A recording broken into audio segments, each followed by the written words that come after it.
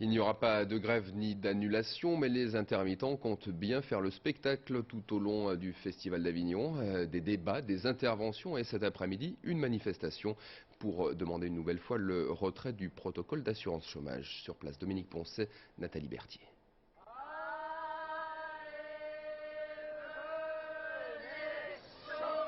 On en attendait des milliers, ils sont à peine 200. Mais ils sont très déterminés, très bruyants et très communicants. Comme si les 5000 intermittents présents à Avignon leur avaient donné procuration pour défiler à leur place et dire une fois encore leur refus de l'accord signé le 26 juin 2003 concernant leur indemnisation chômage et qui va selon eux les conduire à la mort.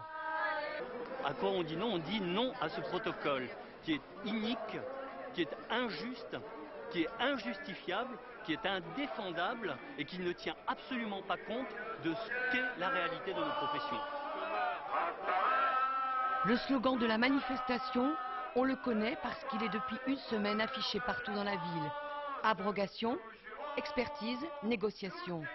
Ils le hurlent dans des porte-voix, beaucoup de bruit, comme pour masquer leur petit nombre qui pourrait passer pour un essoufflement.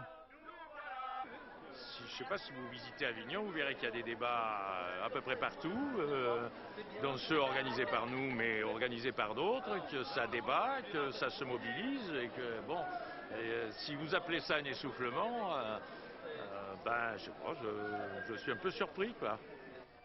En tout cas, qu'on se le tienne pour dit, pour l'instant, il n'est nullement question d'appel à la grève ou au boycott.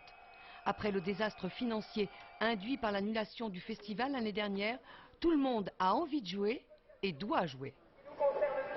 Il faut parler de ce mouvement-là parce qu'on va mourir si on garde cette loi-là. Par contre, effectivement, les petites compagnies comme nous, il faut qu'on vive. Donc on va jouer. Et je crois que c'est possible de faire intervenir les intermittents et jouer en même temps. Alors, faire les deux.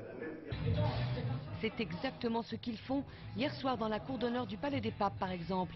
Les uns ont chahuté le ministre de la Culture, ensuite les autres ont joué. Et c'était magnifique.